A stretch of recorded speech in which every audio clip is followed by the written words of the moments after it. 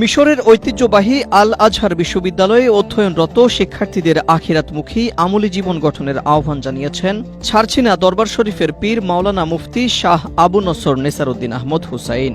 একই সঙ্গে তিনি শিক্ষার্থীদেরকে সেখানকার সংস্কৃতির সঙ্গে মিশে গিয়ে ইসলামের সৌন্দর্য দাড়ি না কাটার আহ্বানও জানান।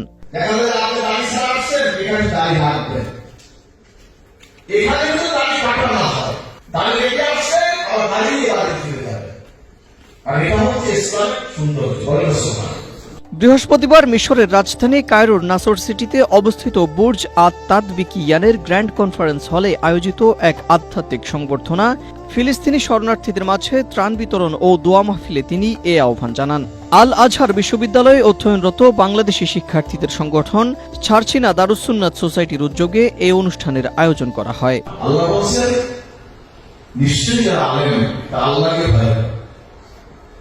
আমরা আল্লাহকে ভয় করি। আমরা কোনো কাজ করতে গেলে, কোন বিষয়ে বলতে গেলে আমরা আল্লাহকে ভয় করি। কবরের সামনে রেখে কাজ করি। আমরা এখন আছি, একদিন থাকবো না, সকলেই চলে যেতে হবে। এই জন্য আমরা এমন কোনো কাজ না করি যে আল্লাহর কাছে আমাদের জবাবদিহিতা করতে হয়। অনুষ্ঠানে ছারছিনা শরীফের মরহুম পীর মুজাদ্দেদি জামান আলহাজ শাহ সুফি মোহাম্মদ মহিবুল্লাহ রহমতুল্লাহি আলাইহির জীবন, কর্ম ও দ্বীনী খেদমত নিয়ে আলোচনা, ইসালে সাওয়াব ও বিশেষ দোয়া মাহফিল অনুষ্ঠিত হয়। এ সময় মঞ্চে উপস্থিত ছিলেন আল আজহার বিশ্ববিদ্যালয়ে অধ্যয়নরত 20টি দেশের ছাত্র সংগঠনের প্রতিনিধিরা।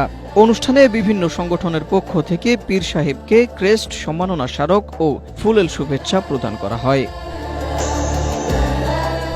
Desk report, Asia post.